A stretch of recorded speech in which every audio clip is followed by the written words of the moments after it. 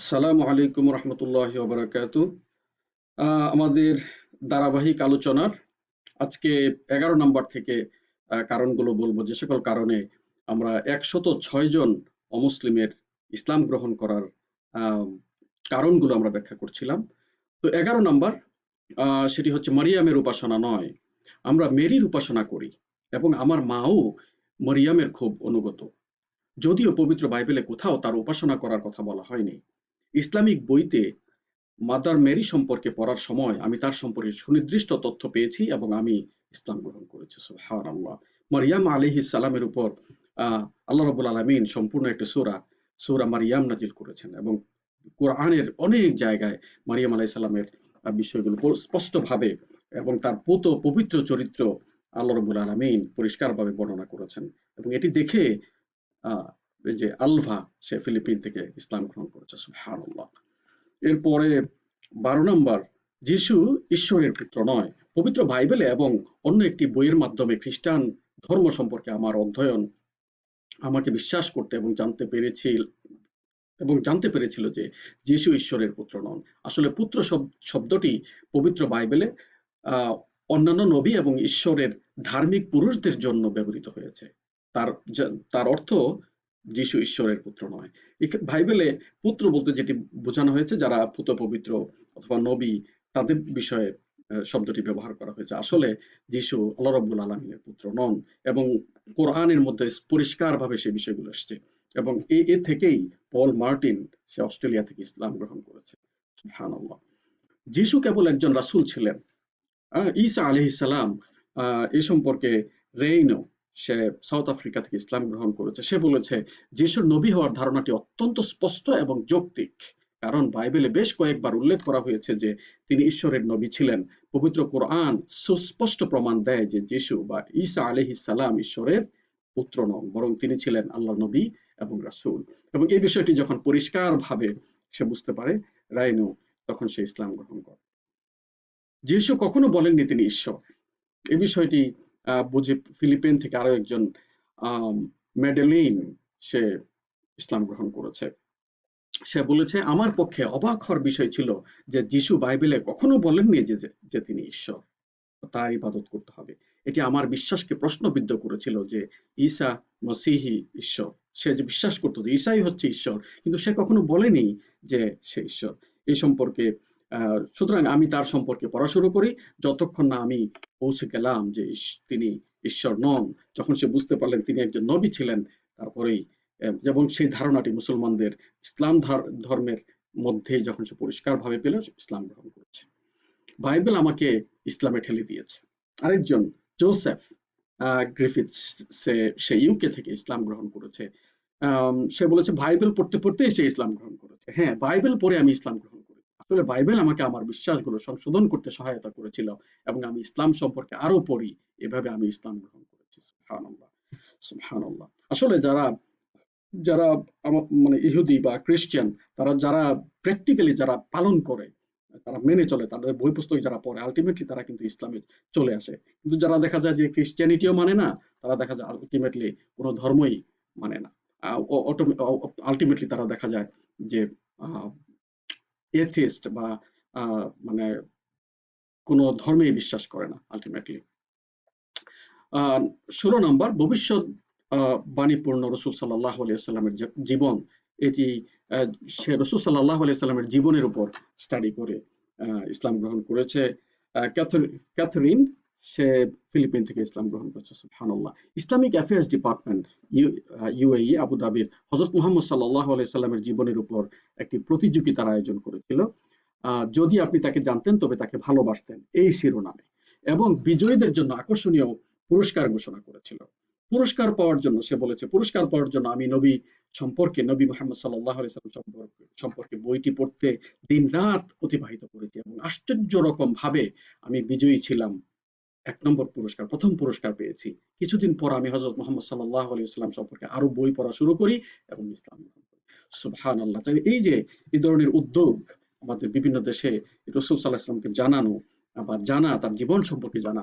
যারা রাসূল সাল্লাল্লাহু আলাইহি ওয়াসাল্লাম সম্পর্কে আজকে বিভিন্ন দেশে কটূক্তি করছে, হ্যাঁ, বিষোদ্গার করছে, তারা আসলে জানেই না কিছু বিষয় বিভিন্ন মানুষজন থেকে শুনে তারা ইসলাম অথবা রাসূল সাল্লাল্লাহু আলাইহি ওয়াসাল্লামের জীবন সম্পর্কে খারাপ ধারণা পোষণ করে, কটূক্তি করে। তারা জানেই না রাসূল সাল্লাল্লাহু আলাইহি ওয়াসাল্লাম আসলে কেমন চরিত্র মাধুর্যের অধিকারী ছিলেন। যদি জানতো তাহলে একইভাবে ক্যাথরিনের মতো তারাও ইসলাম গ্রহণ করত। আল্লাহ রাব্বুল আলামিন বুঝার তৌফিক দান করুন এবং দ্বীনের পথে তাদেরকে আসার তৌফিক দান করুন। ১৭ নম্বর, রাসূল সাল্লাল্লাহু আলাইহি ওয়াসাল্লামের দয়া। আল্লাহ রাব্বুল আলামিন নিজেই বলেছেন রাসূল সাল্লাল্লাহু আলাইহি ওয়াসাল্লামকে পাঠিয়েছেন রাহমাতাল লিল আলামিন হিসাবে। তো জো চেন, সে জার্মানি থেকে ইসলাম গ্রহণ করেছে। বর্তমান নাম হচ্ছে ইয়াসিন। সে বলেছে হযরত মুহাম্মদ সাল্লাল্লাহু আলাইহি ওয়াসাল্লামের আনিত সত্যকে মেনে নেয়ার মূল কারণ ছিল মানুষের প্রতি, বিশেষত দাস-দাসী ও মহিলা, প্রাণী, পরিবেশ ইত্যাদির প্রতি নবীর অপরিসীম রহমত। রাসূল সাল্লাল্লাহু আলাইহি ওয়াসাল্লাম দাস-দাসীর প্রতি রহমত, কত দয়া প্রদর্শন করেছেন, রহমদিল ছিলেন।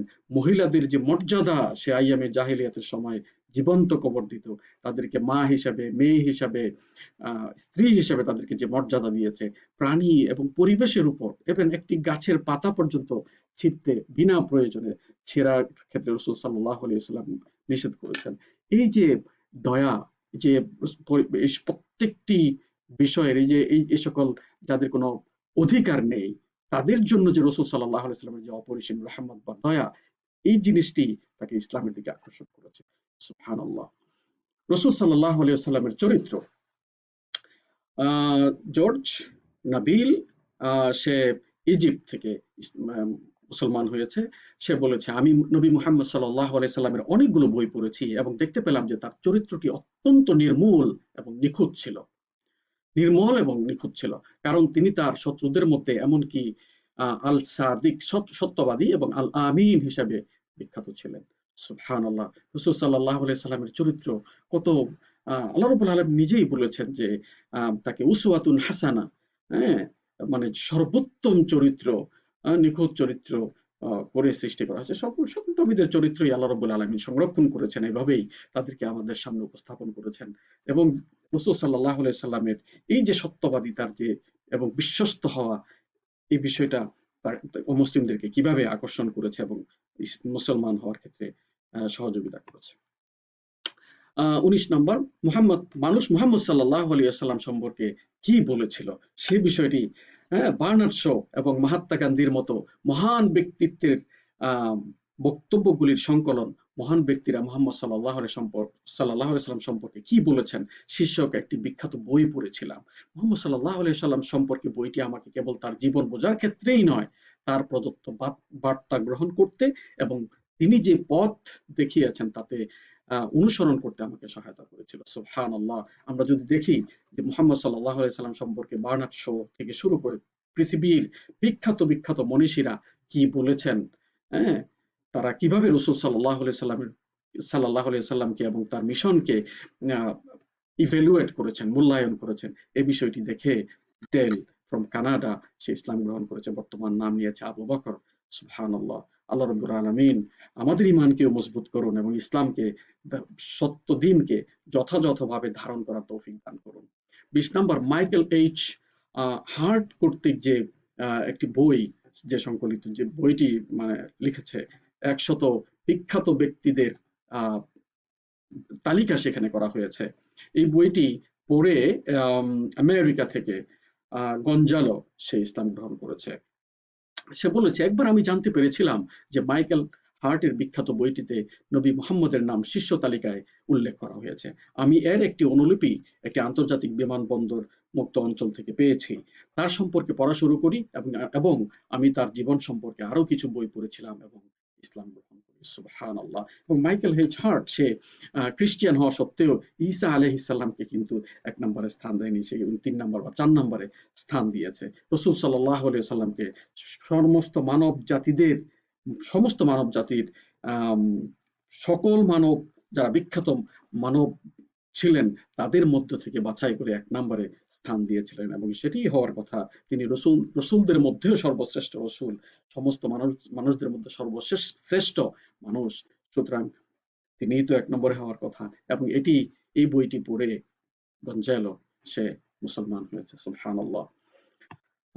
২১ নম্বর, মুসলমানেরা রাসূল সাল্লাল্লাহু আলাইহি সাল্লামকে তাদের দৈনন্দিন জীবনে অনুসরণ করে। সুবহানাল্লাহ। আমরা এই সুন্নাহ অনুযায়ী আমরা সুন্নাহ অনুযায়ী জীবনযাপন করা মানা এটা কত ইম্পোর্টেন্ট। আমরা অমুসলিমরা কিন্তু আমাদেরকে দেখে আমরা আসলে কিভাবে আ মানে নিজেরা ইসলাম প্র্যাকটিস করি। তো আ রাজা রাজা শঙ্করন নায়ের সে বর্তমান নাম নিয়েছে আব্দুল্লাহ, ইন্ডিয়া থেকে ইসলাম গ্রহণ করেছে। সে বলেছে, "আমি একটি শেয়ার্ড আবাসে থাকছিলাম এবং আমার সাথে একজন মুসলিম রুমমেট ছিল। আমি দেখছি যে তারা সর্বদা মুহাম্মদ সাল্লাল্লাহু আলাইহি ওয়াসাল্লামের জীবনধারা সম্পর্কে অনুপ্রাণিত এবং সে অনুসারে তার অনুসরণ করছিল। দাড়ি রাখা, বাড়িতে প্রবেশ করা থেকে শুরু করে আয়নার দিকে নজর দেওয়া ইত্যাদি প্রত্যেকটি ক্ষেত্রে মুসলমানরা রাসূল সাল্লাল্লাহু আলাইহি সাল্লামকে অনুসরণ করবে। তাই না? এটাই তো স্বাভাবিক। আমাকে মুসলমানদের মতো ও মুহাম্মদের মতো চলতে সাহায্য করেছিল।